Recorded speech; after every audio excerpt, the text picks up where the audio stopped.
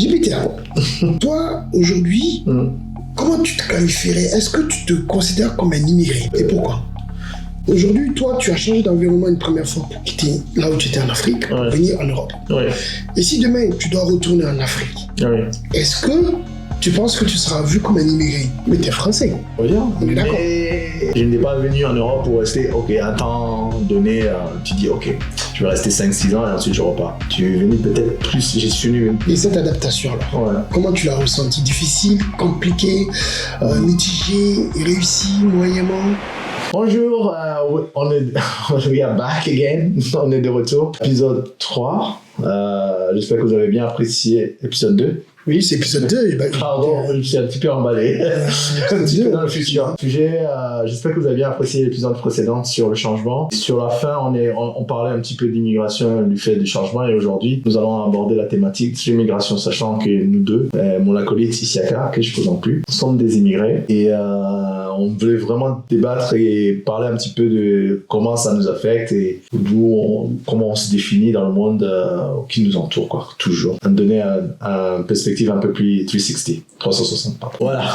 Merci Jupiter, merci Jupiter en tout cas. Tout d'abord, merci à vous qui nous écoutez depuis chez vous ou votre travail, peu importe, mais en tout cas, on tenait à vous remercier de la confiance que vous nous avez témoigné et du temps accordé. Ça nous touche énormément, vos différents commentaires. Jupiter a bien implanté le débat. L'immigration, il faut savoir qu'on entend énormément de choses à ce sujet. Ça peut faire peur, même c'est un sujet assez sensible en tout cas, très honnêtement. Mais on est là pour ça aussi. Comme on vous l'a toujours dit, notre émission c'est « Assis-toi, on en parle ». Il est important pour nous, comme vous l'avez pu le voir, lorsqu'on a abordé les autres thématiques, on a essayé de parler de notre parcours. Et puis, comme j'aime le répéter, le dire souvent, vous m'entendrez le dire souvent, nous sommes là pour construire le monde de demain. Tous ensemble. Il n'y a aucune animosité. On ne prétend pas d'être des savants. On veut apporter notre contribution à l'édifice. Et je pense que chacun d'entre vous, même quand vous êtes en famille de repas, vous êtes tous amenés aussi à discuter de ces choses-là, de ces sujets, parce que l'actualité en parle au quotidien, ou vous connaissez quelqu'un, un membre de la famille. Alors, entrons dans le vif du sujet. Je pense que j'ai assez parlé. Boum. Voilà, c'est parti. Jupiter, toi, aujourd'hui, comment tu te qualifierais? Est-ce que tu te considères comme un immigré? Oui, parce que... Et pourquoi? Tout de suite, parce que je suis dans un territoire hostile. Pas hostile, j'allais dire, utiliser le mot négatif, hostile. Non, déjà, je parle une langue qui n'est pas ma langue maternelle. Ok, très bien. Donc, cela amène une réflexion de penser autrement. Aussi physiologiquement, dans les environnements où on vit, c'est pas fait pour, du moins. Je m'adapte, bien sûr, mais c'est pas fait pour moi parce que c'est froid. Voilà, j'adore le soleil, j'aime bien l'endroit qui est chaud. Donc voilà, tu vois, on est déjà dans un environnement qui n'est pas le nôtre, mais on s'adapte. Ensuite, émigrer du fait de mon parcours personnel a fait que voilà, j'ai été amené à vivre dans plusieurs endroits dans le monde et maintenant je suis en France. Mais ça m'a fait que voilà, prendre conscience que quand même je vis dans un environnement, dans un pays qui m'a adopté. Donc il y a ce côté d'adoption qui est assez important pour moi, mais aussi à moi aussi de me adapter à l'environnement qui m'a accueilli, même si ce n'est pas facile, parce que la langue, c'est une autre culture. Et cette adaptation alors, comment tu l'as ressenti? Difficile, compliqué, mitigé, réussi, moyennement? Je me donnerais une note 7 sur 10. Je sais, 7 sur 10. C'est-à-dire que ça a été très difficile, parce que moi je viens de la culture africaine, donc j'ai vécu plusieurs pays en Afrique. En venant en Europe, c'était un peu plus difficile, parce que, bien sûr, j'ai parlé de l'environnement, température, tempéré. Oui. Ça a été un peu plus difficile. Le climat, merci beaucoup. Ça a été un peu plus difficile au début, mais au fur et à mesure, après, tu t'y fais autour de toi.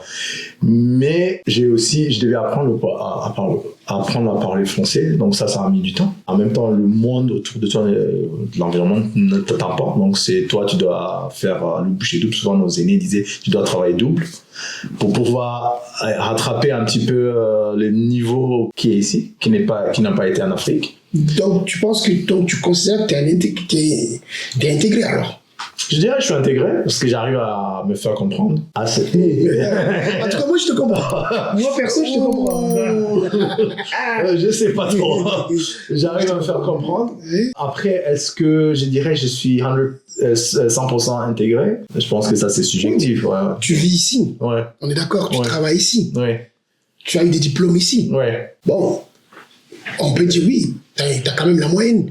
Si Oui, on je fait- dirais c'est pour ça que je dis 7 sur 10. Après, Voilà. est-ce que l'histoire, parce que l'histoire, après, elle va rentrer en compte, après, moi, du moins, selon mon opinion.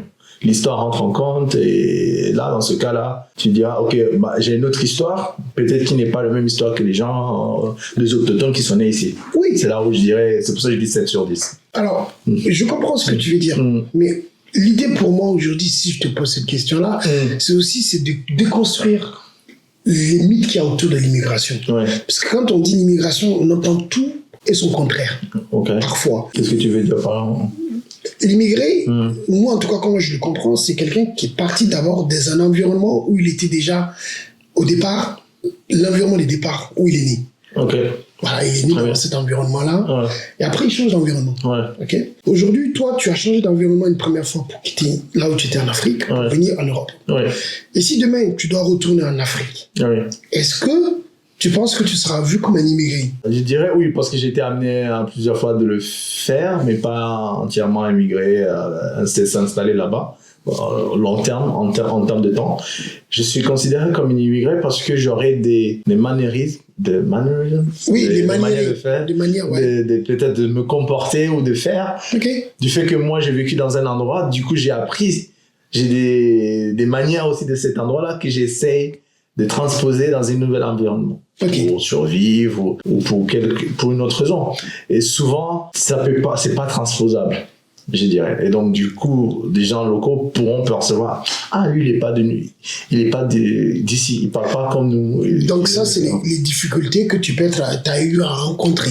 Je pense, oui, et ça vient dans le sens où la capacité d'adaptation n'est pas intégrée très rapidement, je dirais. Parce que des fois, on dit non, pas non, et ensuite, on adapte. Parce que moi, dans mon cas professionnel, j'étais amené à faire, parce que souvent on dit immigration, mais aussi j'étais amené à faire expat. Donc l'expatriation, je cherche le mot, où j'étais quand même dans un environnement qui n'est pas le mien, qui n'est même pas un territoire où je parle ma langue maternelle, c'était dans un autre pays. Ok. Donc là où j'étais émigré, mais j'étais expatrié dans un pays autre. Et donc tu vois aussi ces deux côtés-là où... Et cet environnement alors, très hostile ou plutôt acceptable? C'est-à-dire, ok, c'était très acceptable parce que la majorité des gens qui étaient là-bas étaient aussi des gens qui étaient là pour le même Des raison. expats. Des Ok. expats. Donc du coup, en fait, tu étais dans un environnement que des expats. Donc du coup, il y avait une compréhension. Majoritairement. Ouais, Il y avait une compréhension il y avait déjà. une compréhension, ouais. Ok. C'était un melting pot, quoi. Ok. Ouais. Donc c'est plus facile. C'est plus facile. Même si, quand même, tu vois que quand même, tu te poses la question, ah, c'est bizarre quand même. Pourquoi on n'est pas intégré avec la population locale? Ok. Ben, ça peut être des faits de religion, ça peut être aussi d'autres éléments externes qui fait que, tu dis, ok, financière, moi je suis là juste un temps de passage, j'ai fait mon argent. Ensuite, je pars souvent quand on fait de l'expatriation aussi. Et ça, c'est quand tu étais dans le Moyen-Orient. Ouais, c'est ça. Ouais. Ok. Et quand tu es en Europe, est-ce que c'est la même chose aussi ou c'est différent? En Europe, c'est un peu plus différent parce que je pense que tu n'es pas là, du moins dans ma situation pro et perso, je n'ai pas venu en Europe pour rester, ok, à un temps donné, tu dis, ok, je vais rester 5-6 ans et ensuite je repars. Tu es venu peut-être plus, je suis venu plus m'installer. Mais au fil des ans, tu sens que quand même... Mais tu es français. Je suis français, oui, bien sûr, j'en reviens. On est d'accord. Mais il y a toujours un mec qui accompagne. Qui accompagne. Je peux prendre mon cas par exemple. Ouais. Particulièrement, parce que merci à toi en tout cas pour le partage d'expérience. Et moi, oui, je cache pas, j'ai la nationalité française. Ouais. Et j'ai aussi la nationalité malienne. Ouais. Donc, d'où je viens, mon pays d'origine. J'ai les deux. Voilà, je lui dis, comme vous pouvez tous l'entendre, hein, il n'y a pas de tabou. Moi, je suis convaincu qu'aujourd'hui, on fait partie d'une autre génération hybride. Et peut-être que ça va heurter beaucoup d'entre vous, ou même surprendre, mais aujourd'hui, un Malien peut gagner sa vie à New York. Un New-Yorkais peut gagner sa vie à Bamako. Avec des nuances. Voilà. Mais en tout cas, C'est possible. Ouais. Nous sommes dans l'ère du monde qui a un monde qui évolue peut-être. Ouais. Certains diront trop vite, certains diront ils comprennent pas, ou certains seront déjà imbriqués, sont implémentés dans cette process-là. Ouais. Mais aujourd'hui, moi, je suis persuadé que le monde de demain, c'est un monde nouveau pour tous. Ouais. Il y a ceux qui vont pouvoir le comprendre, il y a ceux qui n'arriveront pas à le comprendre. Ouais. Moi, si je prends mon cas, la technologie, je suis un zéro, je suis une bille. Je vais faire je suis en train de faire la mise à jour. C'est ça, c'est toi qui m'as... Le podcast, aujourd'hui, c'est toi qui m'as initié dedans. Oui. D'accord, pour moi, c'était... j'ai regardé la télé, voilà, mes infos, ça se passait là. Bien évidemment, comme la plupart des gens, en tout cas, ce qu'on nous a appris, background, les discussions à travers les livres, on lit nos livres, on va à la bibliothèque, voilà, c'était des choses comme ça que nous, on a appris terre à terre. Pourquoi je dis ça? Parce que un citoyen d'aujourd'hui n'a pas une nationalité. Il en a un ou deux.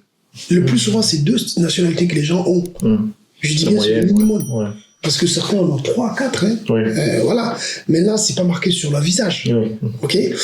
Donc, l'immigration, qui est notre sujet aujourd'hui, je l'ai ressenti, oui, je l'ai ressenti moi aussi. Alors, moi, mon expérience est un peu différente de la tienne. Moi, j'ai souvent fait ces voyages-là en compagnie de ma famille. Donc, toi, tu les as fait certains voyages seul ou dans le cadre professionnel. Moi, je l'ai fait avec la famille. Il y a eu des endroits, par exemple en Asie, l'intégration s'est très bien passée.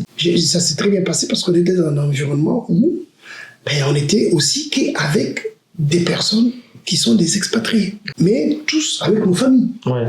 Donc, étant avec nos familles, c'est plus acceptable. En tout cas, on s'identifie, on retrouve des gens de notre génération et le même code. Voilà. Et dans ces endroits-là, pour être honnête avec toi, en tout cas, je ne savais même pas. Le mot racisme, je ne le connaissais même pas. Ah oui, ok, très bien. C'est-à-dire que nous, on pouvait être noirs, si vous me le permettez, de ce terme, et des caucasiens. On vivait ensemble. Oui. On mangeait dans la même assiette. On partait en vacances ensemble. Je veux dire, bien évidemment, nos communautés étaient toujours présentes. Que c'était dans un établissement francophone, un établissement anglophone, ça se mélangeait. Mais ça marchait très bien entre nous. Donc, quand on se mélangeait avec la population de ces endroits-là, et on n'avait pas non plus tant de conflits que ça. Mais c'était pas entre expats, c'était aussi avec la population locale? Oui, quand on allait dans les différents lieux extérieurs, quand on sortait du cadre expat, qu'on se mélangeait à la population, on ne sentait pas d'agressivité. Ok. Mais vous avez appris la langue locale aussi? Totalement. Okay. Ah oui, on a été imbibés dans nos process d'études, ça a été fait. Okay. Donc moi, mon expérience de l'immigration, elle est plutôt positive. Ouais. Oui, moi, c'est vraiment quelque chose qui a été plutôt constructif. Voilà, pour ma part. Après, bien évidemment, tout n'est pas rose. Il y a des leviers qui ont été complexes, qui ont été plus mitigés. L'arrivée en Europe a été, quelque part, pour moi, sans douleur. C'est pas comme si c'était sans douleur. Il y a une fracture quelque part. Mes parents, lorsque eux sont venus en Europe étudier, ils étaient très forts, très diplômés, surdiplômés même, avec beaucoup de rêves, beaucoup d'ambition. Ils nous ont partagé leurs difficultés. Et nous pensions que ces difficultés-là étaient de notre époque. Mais nous-mêmes, on a traversé ces mêmes difficultés. Je pense que vous qui êtes derrière, et qui vous nous écoutez derrière la caméra, qui nous écoutez, vous m'en direz des choses, des nouvelles. Peut-être que vous n'avez pas ressenti la même chose, mais je pense que vous serez d'accord avec moi que ce qui se voit en premier, c'est les origines. En tout cas, on sait que une personne vient d'Afrique, on le reconnaît de par son accent, sa manière, comme tu as dit, sa culture, sa façon d'être et tout. C'est un ensemble de codes, sans stigmatisation, on est d'accord. Ici, c'est vraiment de la discussion constructive. On n'est pas là pour les clichés, on n'en veut pas. En tout cas, moi, je ne veux pas. Je ne sais pas ce que je vais dire. Et on se rend compte que ces difficultés-là, que eux ont rencontré, en fait, nous, on l'a rencontré aussi. Et je pense que même nos enfants vont peut-être le rencontrer. Si je peux... Je pense que, quand même, c'est un de tes points très, très forts et fait que tu as quand même vraiment imbibé de la culture locale. Parce qu'en Chine, par exemple, tu parlais mandarin. Totalement. Donc, parce que je me dis, si tu parles pas mandarin, ça va être très compliqué de pas parler du tout avec les locaux. Même s'ils parlent anglais, je parle pas de la communauté expat. Je me permets de te couper. En Asie, surtout particulièrement la Chine, la langue la plus parlée, c'était le mandarin. Lorsque, un exemple tout bête, on va dans le marché, nous, à l'époque, les Chinois nous touchaient les cheveux. dans le marché Ouais. pour voir des cheveux crépus. Ils n'en avaient pas vu à cette époque-là. En tout cas, pas beaucoup. Ouais. Je vous parle de cette époque-là. Ça Dans les remonte, années ouais. 1998. Hein, Ouais. voilà. Ça les faisait pas peur. Mm. Bien évidemment, nous, on était surpris de ces genres de gestes. Mais au final, on n'a jamais eu objet d'agressivité. Ouais. Par contre, quand on disait merci, xie, ni hao, bonjour, Ouais. les gens ils applaudissaient, Ouais. ils étaient contents. On Ouais, sent une énergie d'encouragement. Ouais. À contrario, en Europe, nous, dans nos langues, parfois, on se rend compte que si on fait une petite faute, eh bien, on lève la tête, on dit oh. Ah ouais, lui, peut-être qu'il faudrait qu'il retourne à l'école. Donc tu veux me dire, par exemple, donc, si Si j'ai bien compris, si tu étais à Beijing et tu parlais ni hao, xie, ou tu essayais de vraiment faire une construction en mandarin, tu faisais une faute. Ça, Ça passe? Ou du moins, ils vont t'encourager. ils vont t'encourager. Ah, d'accord. Comme aux États-Unis. Ouais. Aux États-Unis, tu parles en anglais dans la rue, ils vont te dire oh, nice, good job, congratulations, they're happy. Ouais. Attention, encore une fois de plus, on n'est pas là pour dire un tel endroit est mieux que tel. Ouais. On partage des expériences. Ouais. L'Europe a tendance à penser, en tout cas d'expérience que j'ai, je peux donner le nom du cas de la France, où Ouais. je vis actuellement, c'est quelque chose que moi je sais très bien, peut-être que vous me direz vous, mais on a cette image de nous Français, même quand on va en voyage, quand on va en vacances, on dit qu'on parle, fait pas l'effort de parler la langue des autres. Ouais. Je veux dire, c'est pas moi qui dis, ce sont des statistiques réelles. Dans les restaurants, dans les hôtels, quand on arrive, on nous entend parler français partout. Donc, ça ne veut pas dire qu'on ne veut pas, ça ne veut pas dire qu'on est feignant, ça veut juste dire qu'en fait, on voyage avec notre bagage Ouais. culturel, tout simplement. Ouais. Donc, quand quelqu'un, on a la décence de les recevoir, on attend aussi qu'eux fassent l'effort de parler notre langue. Maintenant, c'est à nous aussi, à un moment donné, de trouver le levier juste. Ouais. Pour moi, honnêtement, l'immigration, pour ne pas trop perturber nos équipes, nos amis qui nous écoutent, en tout cas, tous ceux qui font ce podcast avec nous, qui partagent ces moments-là, c'est que l'immigration, c'est quelque chose qui est cher à tous. Ouais. Et je pense qu'on est tous immigrés de quelque part. Je pense. Qu'est-ce que vous en pensez? Ah, je pense que on est tous immigrés de quelque part. Ça c'est un autre sujet pour un autre podcast. Je pense que quand même, ayant tous les deux vécu sur les deux côtés d'immigration et émigration, donc immigration c'est expatriation, je trouve que quand même le point commun, c'est que si vraiment on veut s'intégrer dans la culture locale, moi, ce que j'ai appris de mes 2 expériences, ou même 4 expériences d'immigration, il faut vraiment s'imbiber un petit peu de la culture locale et essayer de parler la langue locale, même si oui, la langue, c'est important. C'est très très important, parce que quand je vois l'Inde, que je vois aux Émirats, si tu parles pas l'arabe, bon, l'anglais peut passer. Fantastique. Mais en Inde, par exemple, ici, je pensais si je parlais vraiment hindi, ça allait vraiment m'ouvrir quelques portes supplémentaires, parce que tu comprends les nuances des petites choses. Bien sûr. Et je pense que vous, les téléspectateurs qui ont vécu dans plusieurs pays, qui ont migré, C'est pas les téléspectateurs, là. Attention. Pardon, je parle comme si j'étais à la télé. C'est pas les téléspectateurs, je suis désolé. Je suis désolé. désolé. Vous qui nous écoutez chez vous, Ils nous regardent aussi, hein. Qui nous regardez. Voilà, vous Sur qui le nous métro regardez. ou sur la toilette. Là, on vient de prouver que l'immigration, elle est la preuve. Car elle est la preuve. La preuve, Je vais me faire casser. Non, trêve de plaisanterie. Ouais, je bois un petit coup parce que. En tout cas, j'espère que vous pouvez nous partager. Je sais pas, tu peux dire quelques mots en chinois, tu penses? En mandarin, pardon. Totalement. 我会说，我们说你谢谢你。 I know how to say Shupia, that's it. I really would like to thank all of you guys, all you, wherever you are in all around the world. I would like to thank you a lot and we appreciate all the time that you're spending with us, and we really appreciate a lot, and we love you so much. Et pour finir, vous les Français, ou les Américains, ou les Européens, où que vous soyez, Africains et ailleurs, moi je pense qu'on devrait être fiers d'être immigrés. Ouais, voilà. C'est le message que moi j'envoie. Être immigré, il faut enlever ce concept de quelque chose de négatif. En tout cas, il faut l'associer à quelque chose de positif, parce qu'aujourd'hui, notre expérience en Europe, pour moi, elle est réussie. Même si tout n'est pas encore acquis, mais si on regarde le rétroviseur, il y a eu des changements. Et à chaque fois qu'il y a un changement dans la vie de quelqu'un, elle peut être positive, comme elle peut être douloureuse. C'est la façon dont on approche, le regard qu'on en fait de la chose. Voilà. Ma grand-mère, que son âme repose en paix, disait que où que tu sois, il faut être capable de te regarder dans une glace. Et si tu es capable de te regarder dans une glace, c'est que tu es fier, c'est que tu t'aimes. Et je vous demande tous de continuer à vous aimer. Et ne laissez personne vous dire que vous êtes des immigrés, parce que nous sommes tous des citoyens du monde. Et le monde de demain, c'est un monde où nous allons nous mélanger. Ceux qui le veulent, qui le comprennent, et ceux qui ne le souhaitent pas, qui le comprennent de toute façon. Il y a 10 ans, il y a 20 ans, les choses ont bougé. Et les choses demain vont encore bouger. Et un peu d'indulgence et un peu de compréhension, ça ne fait pas de mal. Et surtout, gardez le sourire. Peu importe ce qu'on vous dira. Ouais, merci beaucoup. En tout cas, ciao. Ciao, ciao. Peace and love.